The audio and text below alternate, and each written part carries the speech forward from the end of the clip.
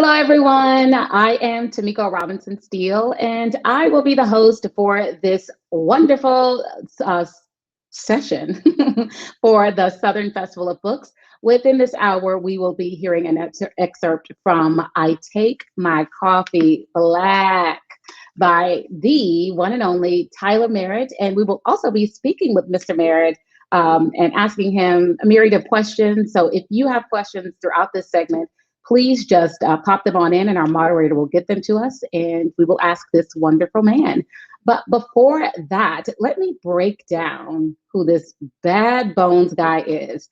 So Tyler Merritt is an actor, musician, comedian, and activist behind the Tyler Merritt Project. He was raised in Las Vegas, Nevada, and has always had a passion for bringing laughter, grace, and love into any community that he has been a part of. And I know that for certain because he's one of my friends. For over 20 years, Tyler has spoken to audiences ranging from elementary school students to nursing home seniors. He has a host of television credits, and check him out in the upcoming Apple TV series, Swagger. Tyler, you may know him from a couple of his viral videos, Before You Call the Cops and Walking While Black. They have been viewed by over 60 million people worldwide. Before You Call the Cops being voted the #1 most powerful video of 2020 by Now This Politics. He is a cancer survivor and he is currently living in Nashville, Tennessee. Tyler, are you there? What up, Tamik? Oh, what is up, girl? Tyler, say hello to the people. What's up, people? Tamiko, I see you acting all lovely and professional, but we about to get real. People, you do not know this, but this is my girl right here. And she hit me up yesterday and was like, guess who's hosting? And so you get Tamiko and you get the Black Power Initiative in this section. Right Wakanda now. Forever. Wakanda Forever, people. So you guys, if you have not already, please go and pick up this book. And not only do you need to pick up this book, you have got to download the audiobook. I don't know who gave this fool license to record his own audiobook, but when I tell y'all, I was bowled over in laughter and just the emotion that was displayed in you reading your own words and I'm sure reliving those experiences. It was quite beautiful. So I encourage everyone to go and pick up this book, order it online. You ain't got to go nowhere. Order it online. And then also download the audiobook. All right, Tyler, I texted you yesterday and I said, friend, I'm hosting your session. And also, Jimmy Kimmel. I opened this and I said, my husband said, husband, this fool has a forward by Jimmy Kimmel. That was insane to me. Now, if you read the book and listen to the audiobook, you'll learn how that happened. But tell us a little bit about that experience. Long story short, man, first of all, I have to say, like, when you get to a certain point of fame, there's a part of me that feels like you can be a punk. Like if I met Beyonce and Beyonce was like, I don't want to talk to you, I'd be like, you're Beyonce. You know what I'm saying? And Jimmy Kimmel is a household name. So in theory, he could have been a chump, but instead, this is one of the most gracious individuals that I know. And he's from Las Vegas, so we kind of hit it off. And I sent him the very first chapter, which I'm going to read a little excerpt from here in a minute. And right after he read the first chapter, he was like, yo, I'm writing the forward for this book. And I was like, yes, sir, Jimmy Kimmel. And I was like, I haven't written the rest yet, so it might suck. But, you know, go ahead. So he signed on, and it's great. Yo, you are a whole author out here. You are a whole author. What's funny, too, is we've known each other for a long time. So it's funny that when people who know me read the book, they're like, this is, like, really good. This isn't just like a friend of mine wrote something.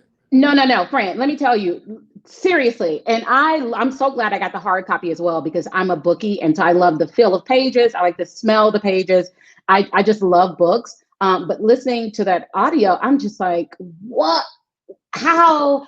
You're in my top 3 of my favorite audiobooks that I've ever listened to, and that's up there with the Harry Potter audio, which is insane. Yo, okay? I'm telling you, Tamiko, when I tell you people have been tripping over this book, I was on a podcast with Michael Steele, who's the former Republican national committee leader, and he straight up said to me, "This is the best book he's read in the past 10 years of his life." And people are falling in love with the audiobook in a way that is significant. Like you being an artist, when you feel like you're doing something special, like when you're in a show that is good, like when you've done a show and like curtain call comes and you're like, the curtain's gonna go up and people are gonna be standing because we killed it.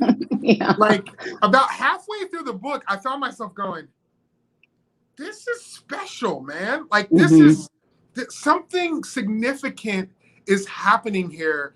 And when I got done with it, I found myself going, do I really even want to put this out into the world? Because you know how intimate it is, right? Yes. I'm an artist and I'm sensitive about my... Right.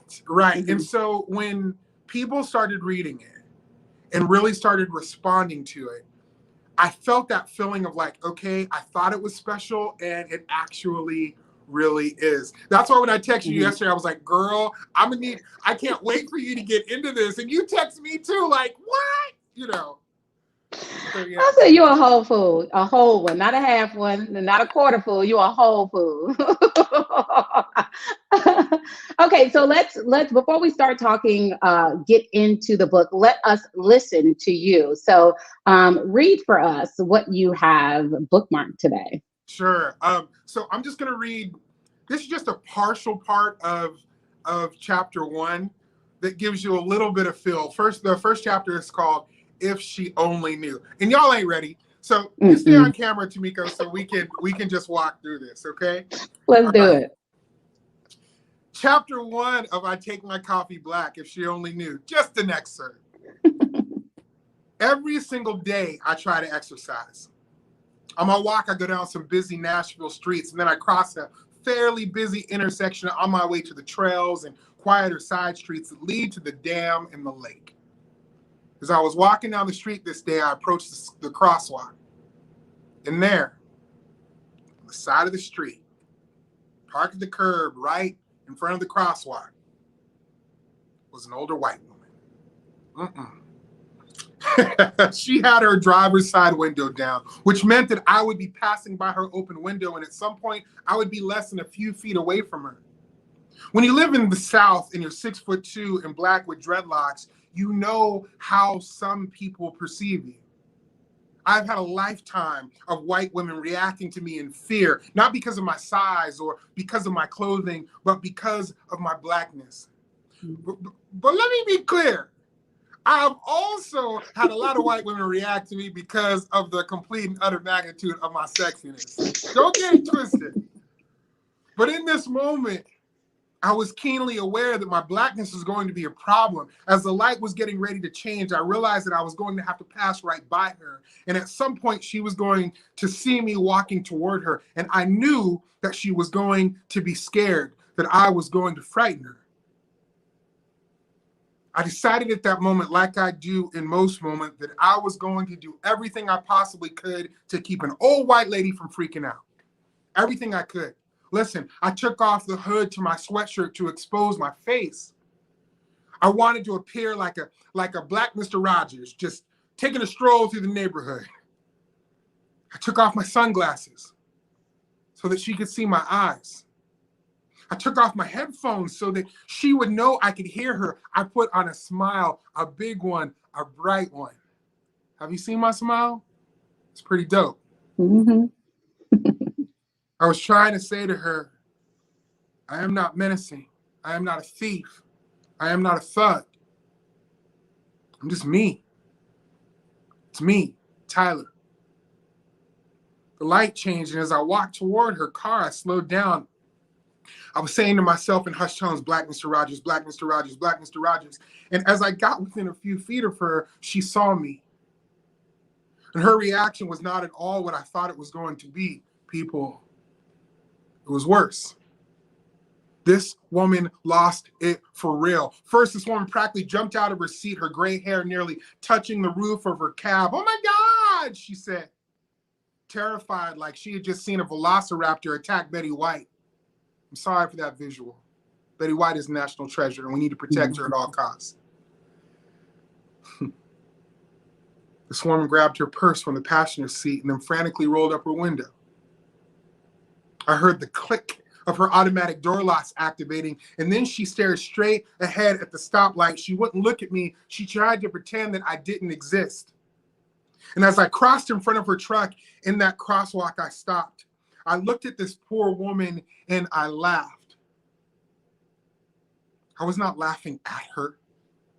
I was laughing because I wanted to say, lady, if you only knew. Lady, if you only knew how much work I just put into trying to make sure that what just happened didn't just happen. Lady, if you only knew my purposeful, intentional effort to disarm myself of all aggressive black man-ish, anything that might be misconstrued is frightening. Lady, if you only knew that I taught Sunday school every week at church to kids because I want kids of all colors and backgrounds to know the universe-changing reality of the love of God. Lady, if you only knew that I love my mother more than my own life, and just the sound of her voice is like cocoa butter to the skin of my soul. Lady, if you only knew that mere seconds ago, I was listening to the soundtrack of Broadway's Bring It On, the musical, a musical about cheerleaders. And I'm kind of pissed that you interrupt my listening. But she did not know. Instead, this woman saw me as a threat, clear and present, and clutched her pearls and locked her doors. That moment ruined my walk. As I walked back home, I began trying to process this, and the thought came to me. If she knew me, maybe she wouldn't be afraid. But even more than that, if this woman knew me, I mean, if she really knew me, I bet she would even like me. I bet I could make her laugh. I bet I can make her smile. More than that, I bet I would be one of her favorite people. I bet I'd make her feel valued. I bet I'd make her feel joy at just being alive. If she only knew me. I bet if she knew me, she would love me. And that's that. I told you ain't ready. Told you ain't ready. And that's just people. That's just a little piece. That's just a little piece. Go get this book. I can't be giving you everything, people, all at once. That's just a little taste. And it's, it's such a small part, but it's so, I was hooked anyway by those first couple of pages. You draw the reader in, you envelop them, and you let them walk the experience with you. And as a Black woman in the South, I know how much work we have to put. It makes me emotional because I know how much work that we have trained ourselves to put in to be disarming and to be acceptable and all of those things. And I made a decision once that I said, no more. Yeah. No more. It is so taxing. And just living that, walking that with you. Ooh, child. I was like, oh God, so many parts of that book. I had PTSD. Right. I had to pause and go and get some air because I had PTSD. And not just those parts, but Yeah, whew. I think it's interesting. Like before You Call the Cops came out and that blew up all over the place, people were saying to me, and listen, and I talked about this in the book. And what I love the fact, I've done a few of these, and the fact that you have read the entirety of the book, I can speak kind of in broader strokes. Mm-hmm. I had because when a video, like 60 million people see a video, you're gonna have people that love it, you're gonna have people that hate it, you're gonna have people that really hate it, you're gonna get trolls, the whole nine, And I had a handful of Black people that really came at me like, yo, why are you apologizing to people? Why are you trying? You don't have to make yourself human to nobody. And I was like, they didn't know me, right? Like they don't know me personally. So they don't understand that it's not like I went, oh my gosh, if this white lady only knew how cool of a Black guy I was. No. That's not what's going on here. What's going on here is, lady, your life would be better if you knew me. Like, your life would be enriched if you knew me. And you get to the end where I talk about, girl, you would jump out of the car and you would be like, you beautiful Black king. And I would say, and you forgot as sexy as Denzel, right? Like, you know, the idea here wasn't, man, if she only knew me, maybe she wouldn't just be afraid. It would be, let me walk you through this story. Let me walk you through these 17 chapters. And by the time you get to the end, you are going to have to be dead inside, not to find empathy for this man, this Black man. Yes, yes. Speaking of the amount of people that have seen it in mass, that number is so ridiculous to me as well. And I've always, as an actor, have been one of those people who would rather be successful than famous. Like I don't, there's no part of me that wants fame, okay? Because of all of that stuff that we now know, and you have access to everything. I don't want that. But with something going viral, and you have those millions of people reaching out to you in your inbox, sucking your life force, good or bad. How have you been navigating that?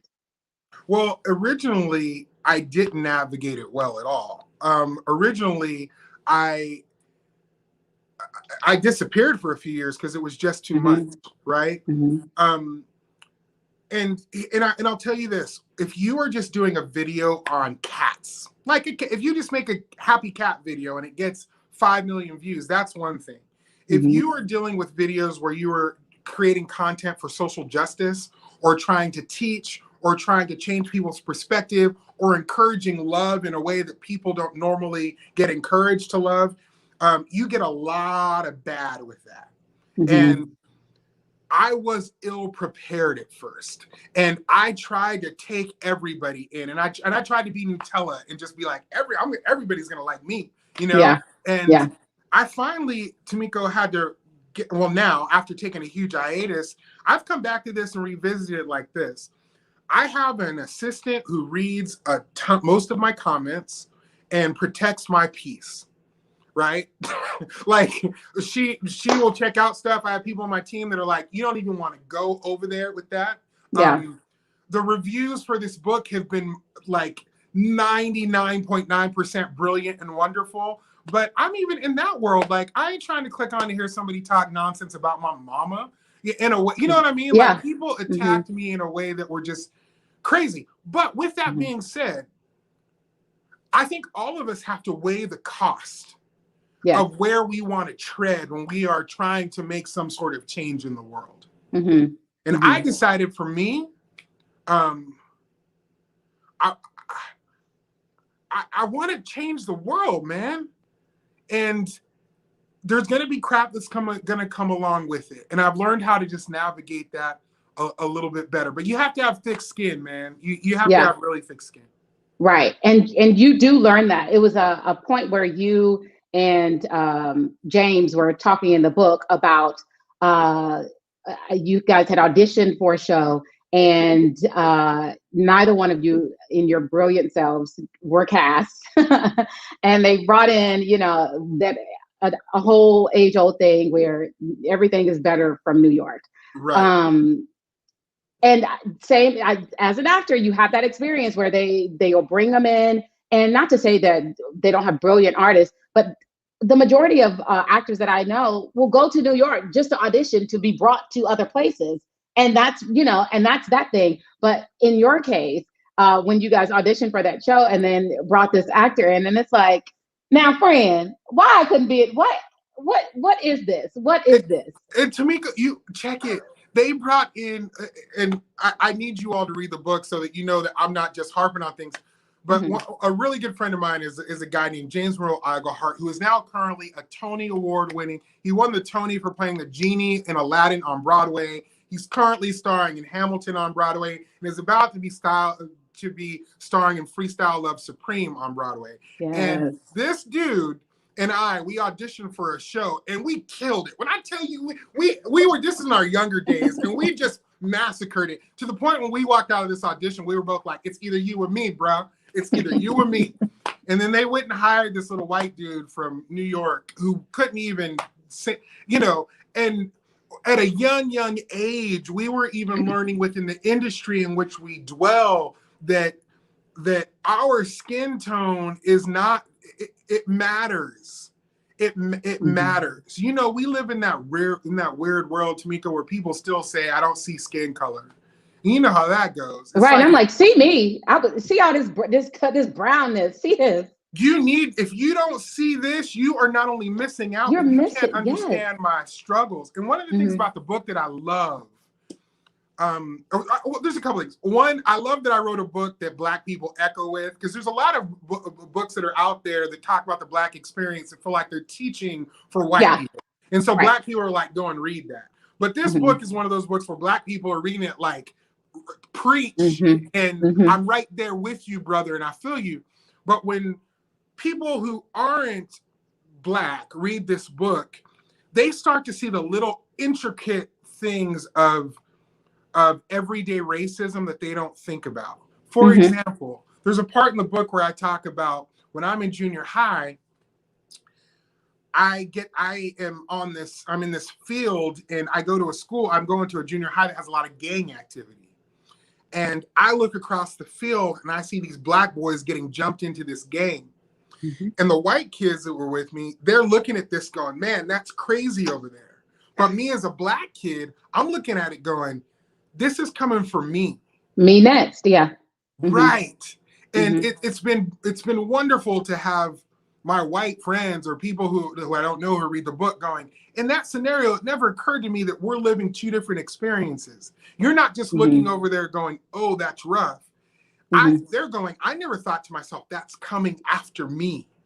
But I was looking at it going, that's an experience that I'm going to have to face soon. And that same concept continues throughout the book of going, there's just places in our life where color intersects that we are having a very different experience than the person not of color right next to us. And I didn't experience a lot of that until I was about 12 years old. So I grew up in Nashville, Tennessee, in East Nashville. And the majority of my neighborhood, and when I say that, I'm talking about like 99.97%, was Black.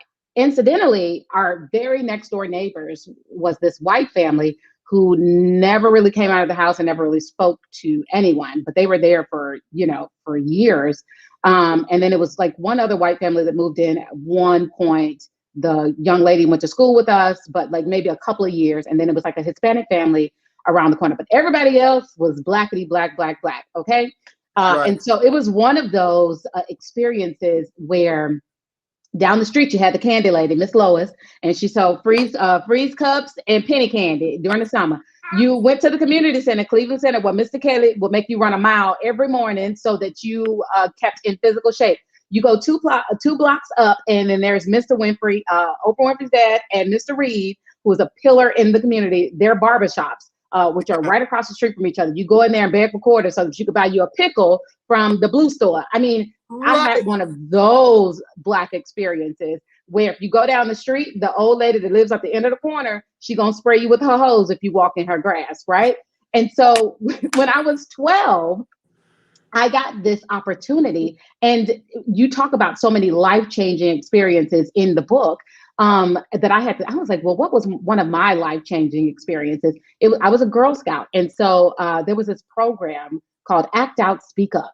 And they took girls from all over the United States, and we went to Boston and stayed, I think, at Boston University on the campus for 2 weeks.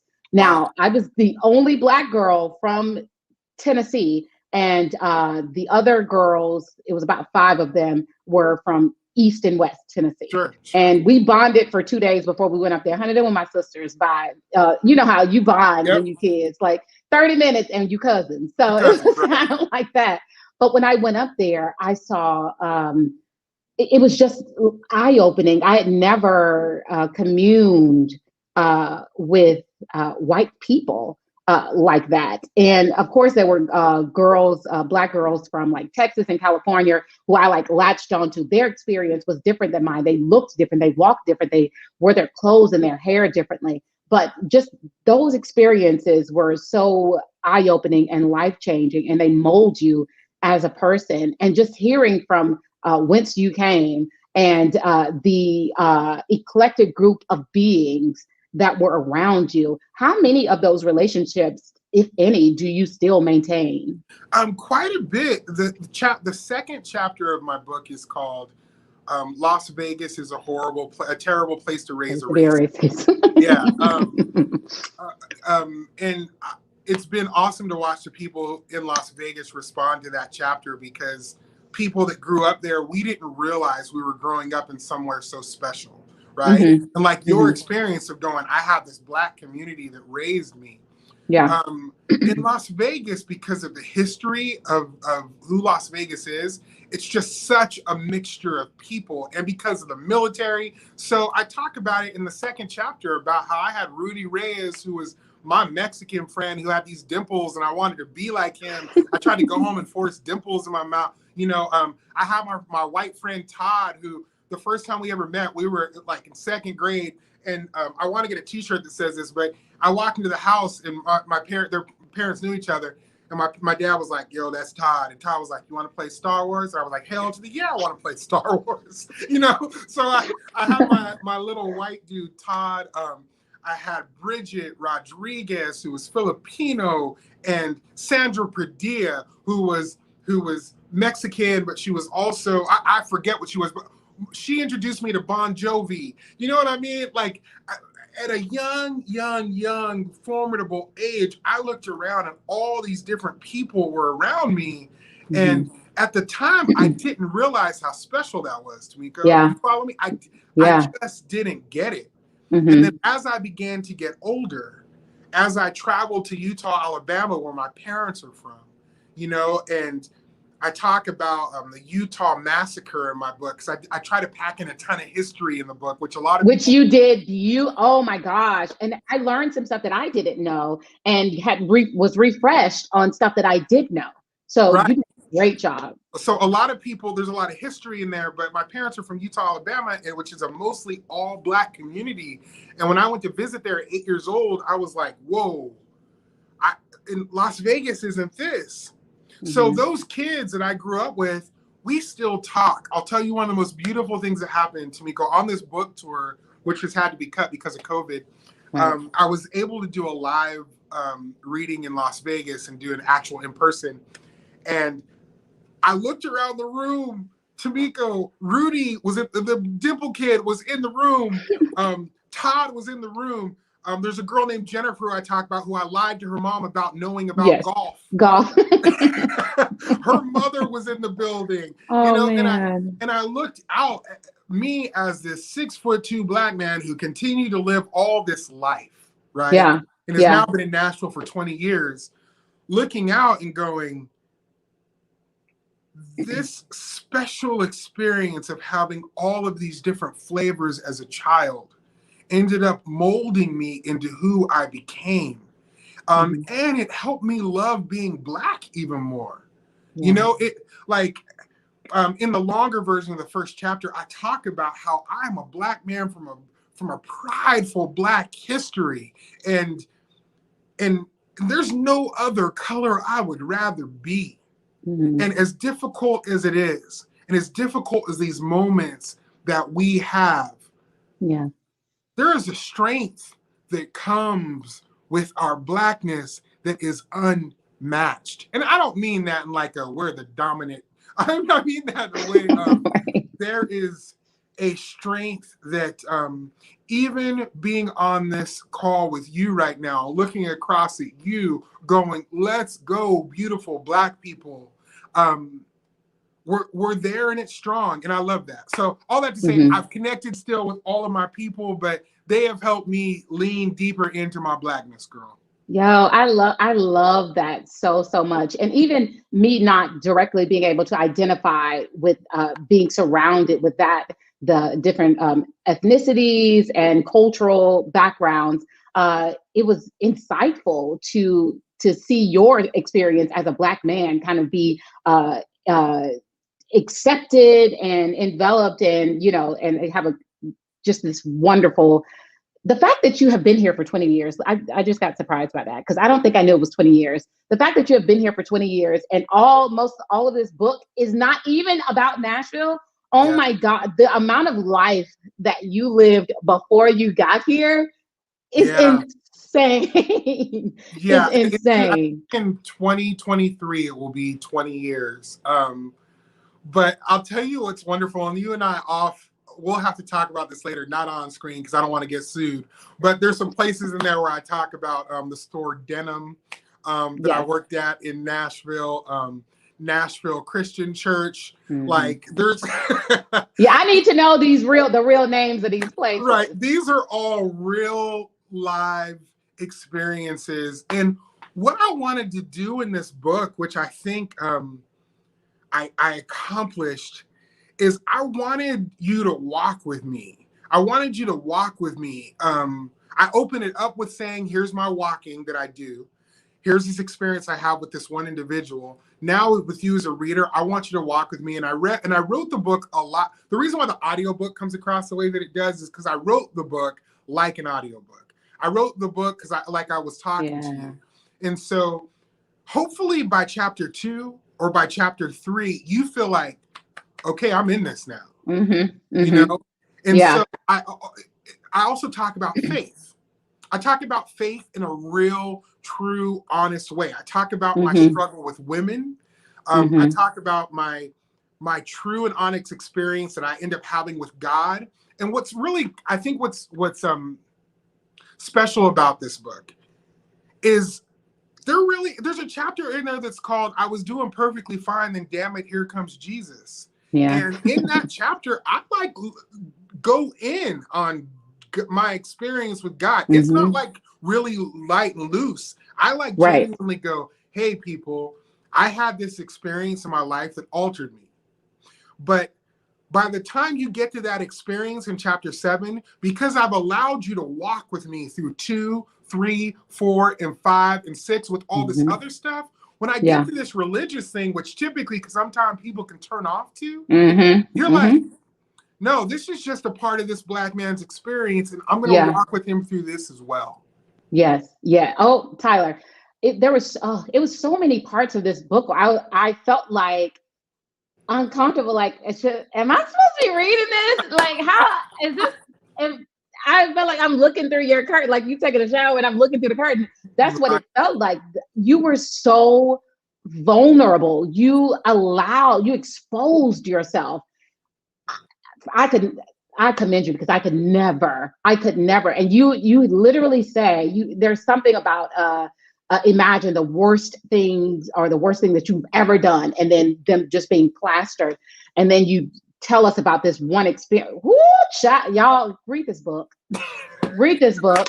I was like, oh my goodness. How did you decide to let that to bring that to the book and actually write it and share it with people? I'm so glad you asked me about that because, and I've talked about this in a couple of interviews. So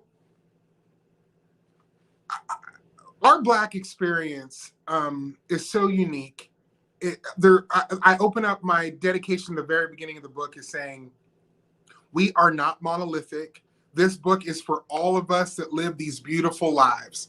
And this is just my one Black man's story. But what was important for me is I wanted the reader to walk with me in proximity, because I talk a lot about proximity and about how proximity takes away fear and all of those things. But I knew the only true and honest way that I could make it through this book and we would get to the very end and there would be a payoff is if I really let you in. Like this couldn't be this couldn't be surfacey. There's a lot of really brilliant books written by Black men and women that are great, but I didn't want this to be another How to Be an Anti-Racist or this, that, and those are all fantastic books. I instead wanted you to actually become a part of my life. And then after you have got into it, I take you back, at the end of the book, I put you back into the car with the woman, right? Yeah. When you get back in the car again at the end, you're like, you can't not feel you like, lady, you can't be afraid of this dude. Right, like girl, this is Tyler. He has walked you through all, like, if you knew all the stuff he went through to be in this moment, if you knew all of his failures, if you knew all of his victories, if you knew where he'd been to be in this moment right now, for you to be afraid of him, girl. But the only way to accomplish that, Tamiko, was to genuinely go, here's all of my stuff. And when you read it, you are completely right. You are not the first to be like, there were times I'm reading this book and I was going, honey, this is what I get all the time. I have people go, I had to, honey, what I can do? Let me tell you about what's in this young man in here is telling me too much stuff about his life. You know, so it's in there, but and I'll be honest with you too, Tamiko, I was up until the moment it came out, I was still like, did my bet on proximity work? Like, did I make the right decision by opening myself up like this? And it's been paying off. The reaction has been brilliant and wonderful, and especially from Black people, man. Black people being like, yo, I may not have been able to do that, but it birthed something in me as well by walking through your story. So yeah, and you survived it. Like, you came out. You came out of it. You lived it. You relived it. You put it out there. It's a mirror. It hit you back, and you survived it. That is incredible. That's okay. So let me just say this one thing. Give your mama a cut of this book. Your mama popped up. Your mama. I was like, oh, his mama there, and then here come daddy. I was like, oh, okay, we real cute. We real cute, mama and dad. Oh my, that was so delightful. That was so delightful. And your daddy's accent, oh child. So my mom, something that was really special about this too, Tamiko, and you will understand this. I did not realize until I made it through this whole book how pivotal my mother was in my life at very specific moments, right? Yeah. Like there's subtitles where I say things like, here's my mom momming again, or my mom goes and does that thing a mom does again. Like, and I don't think I realized it until I've looked back over my life that there were pivotal moments. Like, even when I came to Nashville, I talk about how I called my mom and I was like, yeah, I'm thinking about going to Nashville. My mom was like, go. You play music, that's your heart, your love, go. And it was that moment. Or the moment I was going to go to performing arts school. I didn't want to go to performing arts school. And my mom was like, yeah, so you're going to that school. And so this book ends up being this weird love letter to my mother and father in this. And I'll tell you, I'm actually not in Nashville right now, but I'm here. My mom is in town with me, and people love my mom. Like, the biggest question I get, the two biggest questions I get asked about this book is, one, is your mama going to write a book?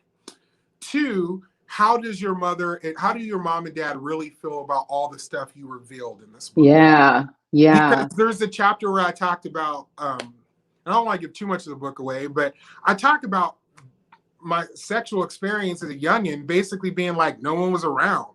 And when you're young and no one's around, like, you know, you can drink, smoke, do whatever. My choice was, I messed around with women, and people are asking, how do your parents deal with that? You know, and I'm like, shoot, we're Black people. You know what I mean? Like, this, if the worst thing my mom asked me, he was out there thotting and bopping, mama. It's okay. He has overcome. He has overcome, mama. It's fine. But you talked about, so there was this, I know we are nearing time, but a few more things. So you talked about, it was one of the hardest moments in the book to read, and you were still in it. And I think you called your mom, or your mom called. It was probably mom tuition. Yeah. And she said, and I wrote this, she said, suffering wasn't wasted if it grew you. I said, Lord Jesus.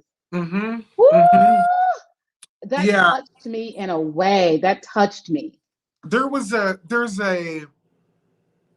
secondary theme to this book that I want to scream to people if they don't get. Like, I want to be like, if you don't get this part from the book, then you've missed a major piece. how many people have we missed out? How much greatness have we missed out on? Or how many people have we missed out on because they failed or they did something that they thought they could never come back from, and then they never came back from it? Yeah. Right? And because they never came back from it, we were never able to experience that greatness that we missed. And here's the simple fact. There was a period of time, and I talk about it in the book, where it's around right before the Tyler Merritt Project, or no, it's after the Tyler Merritt Project, where I'm sitting there going, I don't know if I might be done now. Like, I remember sitting on the bench out of the Percy Priest Lake, Tamiko, honestly, my bench, sitting out there going, well, I think I'm good. Like, I just don't know if I have anything else to give out to the world now. Like, I don't know if I can even show my face. I'm embarrassed about the things that I've done. What if my failures get out into the world? What if people knew who I was in the dark? And how many of us walk through those moments? Every day. You know what I'm saying? Walk through the moments going, if you really knew me. And how many people have we lost because they were thinking that and never came back? Yeah. And this book, that secondary theme is, yo, when we fall, find your restoration, find your hope, and then realize that your individual significant you is needed. Like the thing that only you can bring, that thing is needed in the world. And I end up finding that in the book. So it's funny because we've talked about all this between being Black and but that's in there too. We texted earlier about me saying, I don't know how you really explain people to this book, because it's so much more than about just being Black in America. Yes.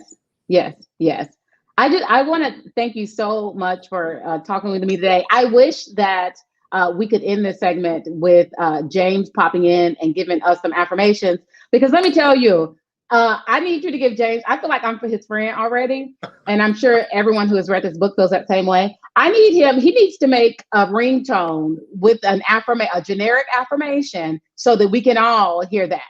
Okay, because that was beautiful. Yeah, people are like, is this dude gonna get a cameo? Because I need to just hit him up so that he can just say that to me. And once y'all read the book, you'll know exactly what we're talking about. You'll understand. But thank you, Tyler, so much. Thank you, everyone who is joining us and will watch this. Please go and get a copy of this book. It is delightful. Again, after you order the book, download the audiobook. Thank you so much. Let me say to you all that are watching, come and find me on social media. We have a community of individuals of the Tyler Merritt Project. Give us all of your socials. Of your socials. Well, on Instagram, it's just at the Tyler Merritt Project. Facebook, the Tyler Merritt Project. Twitter, at TTM Project.